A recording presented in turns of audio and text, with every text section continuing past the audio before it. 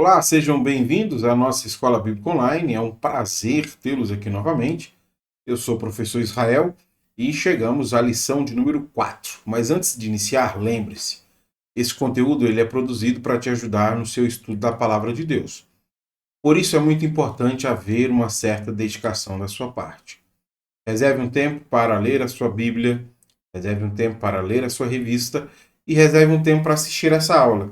E enquanto você estiver assistindo essa aula, você precisa saber que ela tem uma estratégia muito própria. Aqui na descrição do vídeo existem 3 informações que são importantes para você se atentar. Primeiro, há um cronograma da aula, a maneira como eu quero apresentar para vocês o conteúdo desta lição. Segundo, há também uma aula-atividade, que serve para verificar o seu aprendizado. Assim que você terminar de assistir a aula, eu recomendo que faça a aula-atividade e verifique aquilo que você aprendeu. Por último, há também um fórum onde você pode deixar as suas dúvidas ou os seus comentários. Em tempo oportuno, eu comentarei então e responderei a cada uma das questões que foram ali levantadas. Como falei, estamos na aula de número 4. E a aula de número 4, o título da lição é A Relevância de Pertencer e Ser Membro de uma Igreja Local. Inicialmente, então, quero explicar para vocês o cronograma da aula, a maneira como eu seguirei a apresentação do conteúdo. Essa aula está dividida em 3 sessões. Na primeira sessão da aula, eu quero falar sobre o contexto literário de Atos 2:47. Professor, por que Atos 2:47? Porque, segundo o comentarista da lição, a pessoa que escreveu a revista, esse é o texto áureo, o texto mais importante. Então, na primeira sessão da aula, eu quero exatamente explicar para vocês o contexto literário de Atos 2:47. Na segunda sessão desta aula, eu quero então explicar Atos 2:42 até o versículo de número 47. Então, veja que nós seguiremos aqui do versículo 42 ao 47. Por último, a terceira sessão dessa aula, eu encerro fazendo algumas aplicações. Como falei, aqui na descrição do vídeo você vai encontrar este cronograma. Se você estiver no celular, abaixo da tela vai aparecer a palavra mais. Clicando na palavra mais, você vai encontrar a descrição com todas essas informações que eu acabei de mencionar. Começando então a primeira sessão, eu quero explicar para vocês o contexto literário de Atos dos Apóstolos, capítulo 2, versículo 17. E para explicar o contexto literário de Atos 2:47, eu quero mostrar para vocês este resumo, que é um resumo dos principais assuntos que serão apresentados aqui nesse texto, e aí nós vamos ter uma visão panorâmica do que pretende Lucas, o autor de Atos. Veja, Atos capítulo 1, versículo 15, até Atos capítulo 2, versículo 47, Lucas fala sobre a identidade e o testemunho dos seguidores de Jesus. Para isso, ele vai organizar aí o seu argumento em 5 pontos. Primeiro ponto, os apóstolos como testemunhas de Jesus para o povo, Atos 1, do versículo 15 ao versículo 26. Segundo ponto, a vinda do Espírito, Atos 2, de 1 a 13. Terceiro ponto, a explicação de Pedro sobre a vinda do Espírito, Atos 2, do 14 ao 36. Quarto ponto, o sermão missionário de Pedro, Atos 2, do 37 a 41. E por último, o quinto ponto, a vida da comunidade de seguidores de Jesus em Jerusalém, Atos 2, do versículo 42 até o versículo de número 47. Bom, fica evidente que aqui, neste início de Atos dos Apóstolos, Lucas pretende mostrar a identidade dos seguidores de Jesus e mostrar o testemunho que essas pessoas estão dando sobre a obra de Jesus que eles viram e que agora eles são testemunhas do que Jesus fez e faz. Como parte da identidade desses discípulos, Lucas vai focar no texto que nós vamos estudar nesta aula, na rotina desta comunidade. Como é que estes seguidores de Jesus vão cumprir os seus deveres religiosos? Como é que estes seguidores de Jesus vão ter esta vida em comunidade? É exatamente essa parte que nós estudaremos na segunda sessão desta aula. E este aspecto, ele é um aspecto importante, porque as futuras comunidades de fé, aquelas que ainda vão surgir depois do avanço missionário, vão ler esse texto como sendo um espelho daquilo que se espera dos futuros seguidores de Jesus. Os futuros seguidores de Jesus devem olhar Atos 2, do 42 até o 47, como um espelho de práticas que uma comunidade de fé deve se destacar, deve se dedicar, melhor dizendo. Uma comunidade de seguidores de Jesus deve ter esta identidade e deve dar estes testemunhos que eu vou explicar para vocês na segunda sessão, Atos 2, do 42 até o 47. Começando então a segunda sessão desta aula, eu quero explicar para vocês Atos capítulo de número 2, do versículo 42 ao 47, que vai mostrar para a gente uma síntese da identidade e do testemunho dos seguidores de Jesus. Para isso, eu começo explicando o versículo 42. Leia comigo.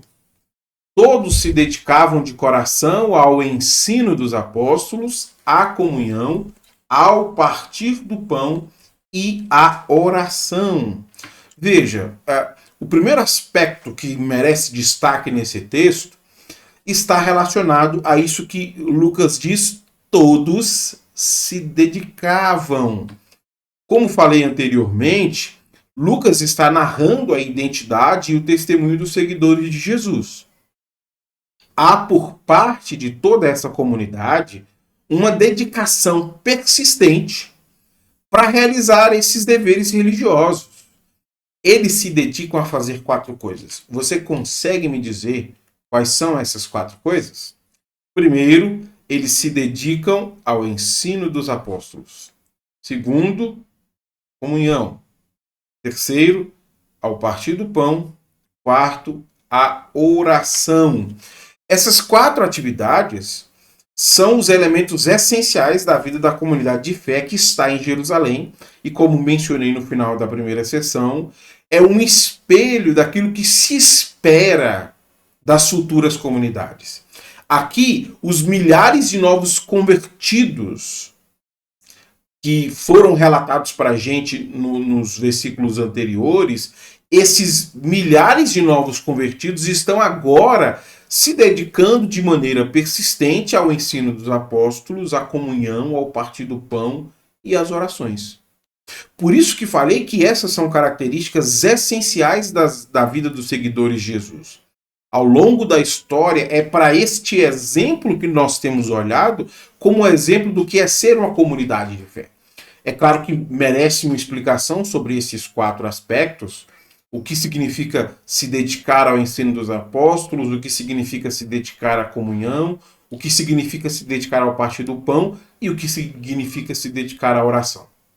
O que eu quero fazer então é deixar aqui nos comentários fixados desta aula, você vai rolar a barra até onde você pode fazer os comentários, e lá eu vou deixar um comentário fixado com uma pregação onde eu explico esses 4 aspectos. Essa pregação foi desenvolvida na comunidade local onde eu sou pastor, neste ano, para ser sincero com vocês, no mês de junho de 2024, onde eu explico cada um desses aspectos. Então, como há uma vasta explicação sobre esses aspectos, eu queria seguir com o versículo 43 para que esta aula não ficasse longa. Eu indico que você assista e perceba, então, as 4 características que compõem a identidade e o testemunho cristão que vai ser mencionado aqui. Seguindo para o versículo de número 43, Lucas vai comentar sobre o efeito que a vida desses crentes que se dedicam a essas coisas vão ter sobre Jerusalém. Havia em todos eles um profundo temor, e os apóstolos realizavam muitos sinais e maravilhas. O tipo de milagre que Jesus realizou durante a sua vida e o seu ministério, agora Lucas está narrando que também é visto na vida e no ministério desses apóstolos. Enquanto esses apóstolos anunciam o evangelho, a mensagem que eles anunciam é acompanhada por sinais e maravilhas. Há essas manifestações espirituais sobrenaturais que acompanham este anúncio, a cura, a profecia, a libertação, enfim. Enquanto eles anunciam sobre Jesus, este poder sobrenatural de Deus se manifesta no anúncio do evangelho. Essa manifestação poderosa para aquelas pessoas era um indicativo de que o ministério destes homens e a mensagem destes homens realmente vinham de Deus. Por isso que aquelas pessoas sentiam um profundo temor pelos apóstolos. E o sentido de sentir temor é que eles sentiam respeito, eles sentiam admiração pelo que os apóstolos estão fazendo. Eles anunciam sobre Jesus e o anúncio de Jesus é acompanhado por sinais e maravilhas. Quando chegamos no versículo de número 44, Lucas vai narrar outra qualidade que há nesta comunidade que compõe a identidade e o testemunho cristão. Veja comigo. Os que criam se reuniam num só lugar e compartilhavam tudo o que possuíam. Essas pessoas que acreditaram nos apóstolos e na mensagem que eles estão anunciando, agora se reúnem como uma comunidade. Mas não era como uma comunidade judaica. Eles se distinguem por um aspecto muito específico. Essa comunidade que se reúne ao crer na mensagem dos apóstolos possui fé em Jesus como sendo ele o Messias prometido, como sendo ele o Messias crucificado, como sendo ele o Messias ressuscitado e como sendo ele o Messias exaltado. E este aspecto é um aspecto distintivo dessa comunidade. Há, por parte deles, uma fé em Jesus. Isso os faz serem identificados como crentes. O termo grego aqui para crente está relacionado a esta fidelidade dos seguidores de Jesus à sua mensagem, a fidelidade dos seguidores de Jesus aos seus ensinos. Esta fidelidade vai inclusive caracterizar os seus seguidores. E Jesus mesmo disse isso a Tomé, né? Seja crente e não incrédulo. Porque a palavra crente significa isso, fiel. Eles são fiéis a Jesus. Todo seguidor de Jesus é fiel a Jesus. Não há disputa, não há rivalidade entre eles. O desejo dos seguidores de Jesus é serem como Jesus. E para serem como Jesus, eles desejam expressar a sua fé de maneira prática, para reproduzir aquilo que eles entendem ser um modelo de vida diferente. Você consegue me dizer, lendo este versículo, como é que eles expressavam a sua fé? Eles expressavam a sua fé compartilhando tudo o que possuíam. Essa é uma outra característica da identidade e do testemunho cristão. Apesar da pessoa ser proprietária de suas posses, cada uma dessas pessoas estava disposta a utilizar as suas posses e os seus bens para ajudar os necessitados cristãos. Essa não é uma comunhão superficial. Eles não são apenas um grupo que se reúne para debater filosofia ou para discutir questões políticas. Essas pessoas, de fato, têm tudo em comum. Caso fosse necessário, essas pessoas estavam dispostas a usar essas posses e essas propriedades de maneira que poderiam ser vendidas para auxiliar os necessitados crentes. O versículo 45 revela para a gente com que frequência eles faziam isso. Veja comigo. Vendiam propriedades e bens e repartiam o dinheiro com os necessitados. Sempre que havia um irmão na comunidade de fé que estava necessitado, alguém vendia sua propriedade. E há um exemplo no capítulo 4, versículo 37, que mostra isso, o exemplo de Barnabé. São pessoas ricas que possuem propriedades ou bens que podem ser vendidos E o dinheiro pode ser revertido para ajudar os cristãos necessitados. Então veja, esta é uma comunidade de fé que reúne pessoas de classes sociais diferentes. Reúne pobres, mas também reúne ricos. E estes ricos estavam dispostos a vender as suas propriedades ou os seus bens e entregar o dinheiro para ser distribuído entre os cristãos necessitados. Lucas destaca nisso que há uma natureza voluntária por cada uma das pessoas que fazem isso. A pessoa renuncia aquilo que ela havia para vender e distribuir. Mas veja, eles não distribuíam suas terras, eles não distribuíam seus bens com os pobres. Essa é uma visão muito distorcida do texto.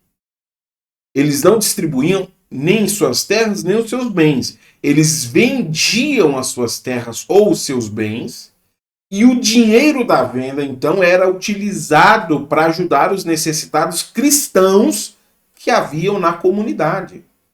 No versículo de número 46 e 47, Lucas apresenta um outro aspecto da unidade que havia nessa comunidade, que está em plena conexão com este aspecto que estou mostrando, porque essa característica de uma comunidade que se cuida, de uma comunidade que se assiste, ganha repercussão dentro de Jerusalém, mas ganha também visibilidade dentro de Jerusalém, a maneira como eles se reúnem para adorar.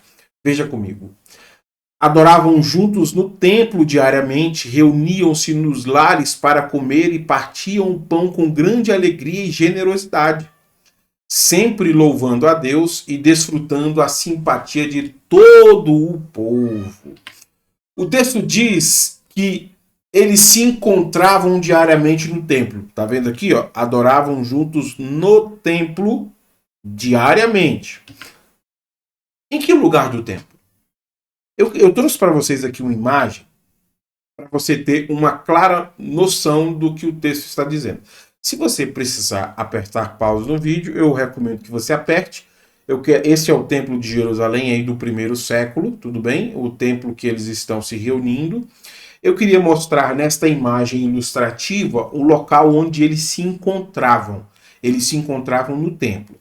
Essas reuniões acontecem aqui, número 11, que é chamado, deixa eu identificar aqui para vocês, Pórtico de Salomão. Este Pórtico de Salomão, que está aqui identificado para a gente, é este salão comprido. Este salão tem aqui, deixa eu ver se eu consigo riscar, ok. Esse salão tem 200 metros de comprimento e este salão tem de largura 15 metros. Esse meu zero aqui ficou horrível, né? 200 metros de comprimento, 15 metros de largura. E aqui, olha esta imagem aqui do lado, tá vendo? Essas colunas que aparecem aqui. Então, havia duas fileiras de coluna aqui. Então, havia uma fileira de coluna aqui e outra fileira de coluna aqui. Essas colunas tinham aí uma altura de 12,5 centímetros. Esta imagem toda eu estou riscando para vocês para mostrar que os cristãos se reúnem neste lugar aqui, ó, Pórtico de Salomão. Todos os dias havia reunião dos crentes no templo.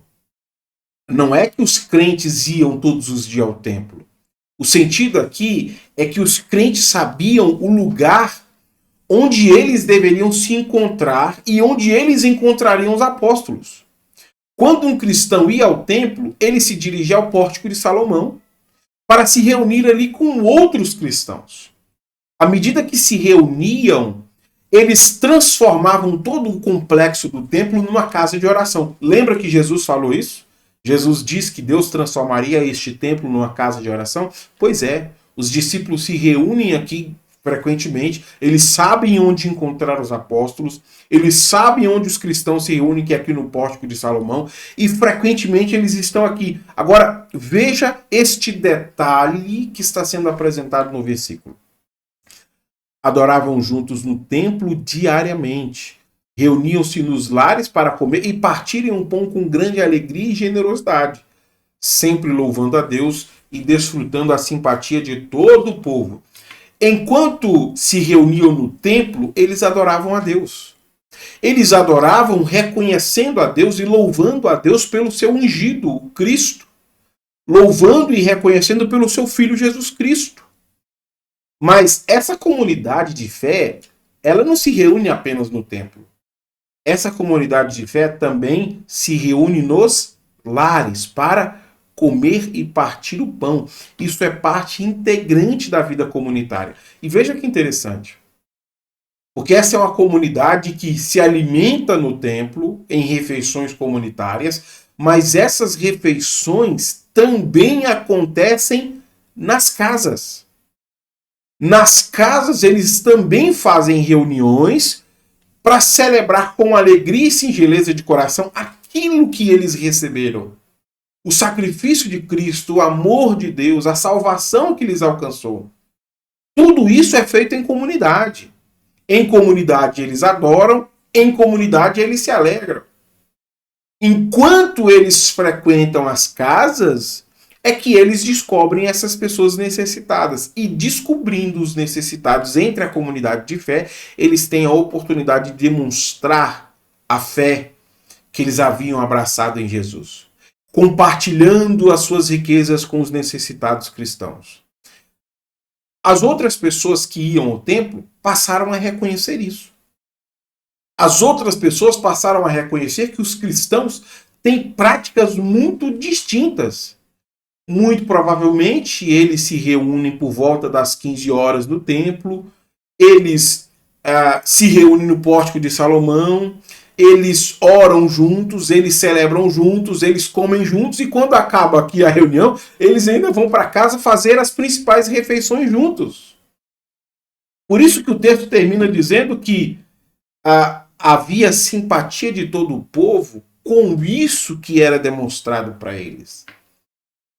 Eles estão demonstrando a fé que haviam abraçado e as pessoas que olhavam com simpatia, porque viam que a maneira como os cristãos viviam era destacado. Eles se reúnem no mesmo lugar, eles compartilham refeições comuns, eles adoram pelo mesmo motivo. E aí o que Lucas faz então é, depois de apresentar essas características desta comunidade de fé, que deve ser um espelho para todas as outras comunidades, Lucas encerra no versículo 47, a parte B, fazendo um comentário sobre essa comunidade de fé que está em crescimento.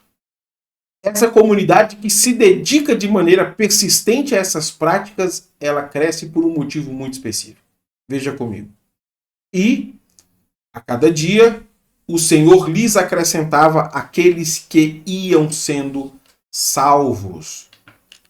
As reuniões dos crentes no templo e nas casas começaram a ser tão atraentes que aqueles que não eram crentes ou fiéis a Jesus, aqueles que eram descrentes, começaram a comparecer nessas reuniões. Eles vinham, ouviam o evangelho ser pregado pelos apóstolos e acabavam crendo em Jesus. Quando criam em Jesus, Deus ia salvando essas pessoas. E este sempre foi um aspecto importante do cristianismo. Não é a pessoa ir ao templo, não é a pessoa comer refeições com os cristãos que torna a pessoa salva. Uma pessoa só pode ser salva por Deus. Somente Deus pode incluir um novo convertido na lista dos salvos. Somente Deus pode incluir essas pessoas naquelas que serão o seu povo da fé.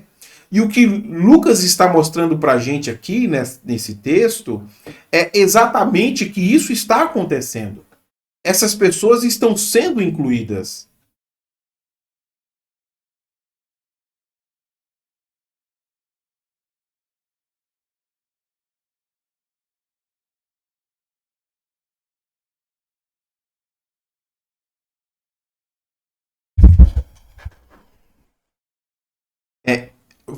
Deu uma desconectada aqui, mas vocês conseguem me ouvir bem, não conseguem? Bom, seguindo então, é isso que Lucas está mostrando. Lucas está mostrando de maneira muito clara que essas pessoas que viram todas essas coisas acontecerem, essas mesmas pessoas creem em Jesus. Pronto, voltamos. Pequeno apagão, mas voltamos. E isso é uma crença verdadeira. Deus está salvando aqueles que creem em Jesus. Isto é uma garantia para os cristãos. Os cristãos sabem que a fé deles é autêntica. Aquele que invocar o nome do Senhor Jesus Cristo será salvo. E esta comunidade tem essa autenticidade. Eles anunciam o nome de Jesus, aqueles que creem em Cristo Jesus são salvos. Esta é uma comunidade que tem a presença de Deus. Veja que comentário interessante este autor faz acerca disso. Leia comigo. O crescimento de uma igreja acontece quando a igreja tem as prioridades corretas. Isso não é uma questão de estratégia ou método, mas uma questão de contar com o poder de Deus. As igrejas crescem quando o evangelho é proclamado. Eu repito o que acabei de dizer. Não é ir ao templo ou comer refeições com outros cristãos que os tornam salvos. Apenas Deus pode salvar uma pessoa. E essa salvação só foi possível por causa de Cristo Jesus. Cristo é a porta de acesso ao aprisco das ovelhas. Porque ele morreu e nos abriu um novo caminho. Quando nós invocamos o nome de Cristo, o que nós alcançamos então é essa salvação. Nós contamos com a bondade de Deus que salva aqueles que confessam Cristo como seu Salvador. É assim que termina o relato sobre a identidade e o testemunho dos cristãos, mostrando que, de fato, Jesus Cristo está presente na comunidade e Deus está salvando novos convertidos, porque essa, de fato, é uma comunidade de fé. Este, de fato, é o povo de Deus. Na terceira sessão, eu gostaria então de fazer algumas aplicações sobre isso que acabei de explicar a vocês. Começando então a terceira sessão, eu queria encerrar esta aula fazendo algumas aplicações sobre o texto que eu acabei de explicar. Primeira aplicação. A saúde de uma igreja local se revela naquilo que os seus membros mais se dedicam a praticar.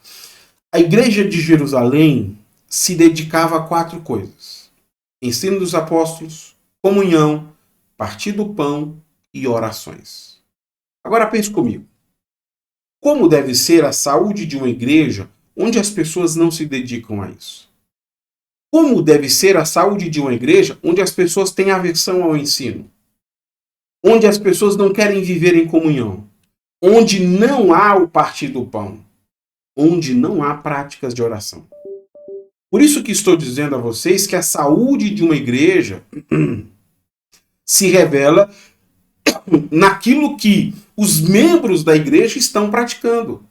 Se os membros da igreja praticam aquilo que a torna saudável, ensino dos apóstolos, comunhão, partir do pão e oração, essa é uma comunidade de fé saudável.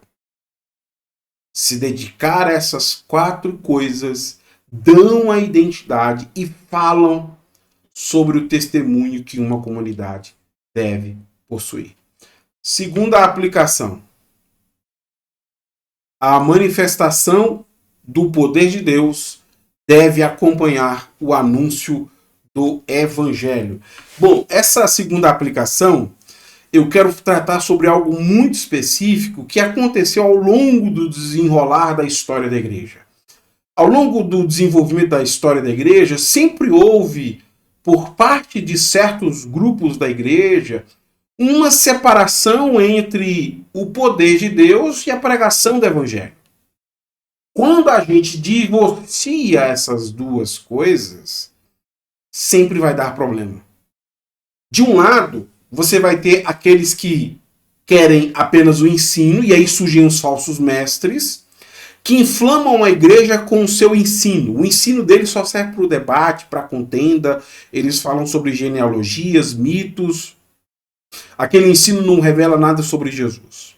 Por outro lado, haviam falsos profetas, que realizavam sinais e maravilhas com o intuito de enganar os escolhidos. Então você tem falsos mestres, você tem falsos profetas, e ambos causaram problemas à comunidade de fé. Por isso que os dois aspectos precisam ser observados juntos por uma comunidade. Tanto o conteúdo da mensagem, como o resultado que advém da manifestação espiritual, precisam ser olhados por nós. O ensino das Escrituras e as manifestações espirituais precisam produzir o mesmo resultado. Eles devem dar testemunho sobre Jesus como sendo o Cristo, Filho de Deus. Se o conteúdo do Evangelho só causa discussão, contenda, se as manifestações espirituais só nos tornam carnais e nos fazem rejeitar a verdade que nos salvaria, nós devemos rejeitar este Evangelho. As duas coisas precisam andar juntas, pregação e poder. Ambas vão dar testemunho. Ambas vão falar sobre a identidade de quem nós somos. E quando nós divorciamos a pregação e o poder, haverá graves problemas à comunidade de fé. De dois lados. Ou a gente se torna cético, ou a gente se torna místico. Por isso que na aplicação eu estou dizendo que nós precisamos do evangelho pregado, mas esta pregação precisa ser acompanhada pelo poder de Deus. Terceira aplicação. A sociedade perfeita que procuramos será resultado da ação do Espírito sobre a vida das pessoas. Veja, não há nenhuma forma de governo humano que tenha conseguido fazer aquilo que aconteceu em Jerusalém. O que aconteceu em Jerusalém, professor? Pessoas venderam suas propriedades para assistir os cristãos necessitados. Isso não foi resultado de uma forma de governo. Não foi o socialismo, não foi o capitalismo, não foi um político específico. Não. Essas pessoas agiram assim por causa daquilo que o Espírito Santo estava fazendo na vida delas. O Espírito Santo estava transformando aquelas pessoas à imagem de Jesus. Por isso que elas agiram daquela maneira. Tudo aquilo foi espontâneo, como uma maneira de demonstrar fé, como resultado da obra do Espírito sobre elas. É muita ingenuidade ou mal intenção uma pessoa achar que uma sociedade pode se transformar por uma forma de governo ou então por um político específico. Nós, os cristãos, acreditamos fielmente que a sociedade perfeita que nós procuramos será resultado da ação do Espírito Santo sobre a vida das pessoas. Quando o Espírito Santo estiver agindo sobre a vida das pessoas, nós então veremos a sociedade perfeita que a gente tanto almeja e tanto procura. Quarta aplicação. A generosidade cristã precisa surgir como resposta de fé à mensagem do Evangelho. E essa é uma questão importante. De onde surgiu motivação para eles se preocuparem com os pobres? Essa preocupação surgiu do ensino do próprio Jesus. Foi o próprio Jesus quem deu a essas pessoas o exemplo que eles deveriam imitar. Eu separei o trecho aqui para ler, mas o computador está indo e voltando, então eu queria que você lesse depois Lucas 12, 31, 32, 33 e 34. Nesse texto, Jesus diz assim: vendam seus bens, deem aos necessitados, com isso vocês ajuntarão tesouros nos céus. A generosidade cristã surgiu como resposta à fé que eles tiveram a partir disso que Jesus acabou de anunciar. Vocês não devem se preocupar com o que comer, com o que vestir, antes vocês devem agir com generosidade. E foi de fato isso que eles fizeram. Eles agiram com generosidade. Quinta aplicação. Uma comunidade de fé não deve depender apenas do templo para expressar a sua unidade. Veja, aqueles irmãos não eram uma comunidade que se encontrava apenas quando iam no templo, lá no Pórtico de Salomão. No templo, eles iam para adorar juntos. Mas as casas também eram um espaço reservado para adoração. O templo é o lugar onde nós nos reunimos para falar sobre os feitos do Senhor. Mas é nas casas que nós expressamos a alegria de nós fazermos parte desta comunidade eleita. E por que é importante destacar isso? Porque surgiu nos nossos dias aquilo que é chamado de cristianismo sem comunidade. Pessoas que acreditam que é possível viver a fé cristã sem este vínculo de unidade com outras pessoas. Eles não se reúnem no templo, eles simplesmente seguem a sua fé do jeito que eles imaginam ser possível. Não é possível excluir nem o templo, nem as refeições nas casas da comunidade de fé ideal. A Igreja de Jerusalém é um exemplo e um protótipo de fé para nós. Uma comunidade saudável possui essas duas coisas. Uma reunião onde cristãos adoram, eles se reúnem para adorar, eles têm refeições comunitárias dentro desta liturgia, mas eles também se reúnem nas casas. Ali nas casas também há esta comunhão. Na sexta aplicação, eu quero falar sobre a falta de assistência que tem impulsionado uma escassez de refeições comunitárias. Por que abaixa o número de assistência entre cristãos? Porque há poucas refeições comunitárias sendo realizadas nas casas. É exatamente quando nós entramos na casa dos irmãos em Cristo que nós nos deparamos com as necessidades deles. Inclusive, este é um princípio da assistência social. Na assistência social há essa compreensão que sem a visitação e sem a interação com os necessitados, não há assistência. Não tem como saber as necessidades das pessoas sem visitá-las e sem interagir com elas. Este é um dos motivos porque o número de assistência é tão baixo em certas comunidades de fé. Porque as pessoas simplesmente não fazem refeições nas casas uns dos outros.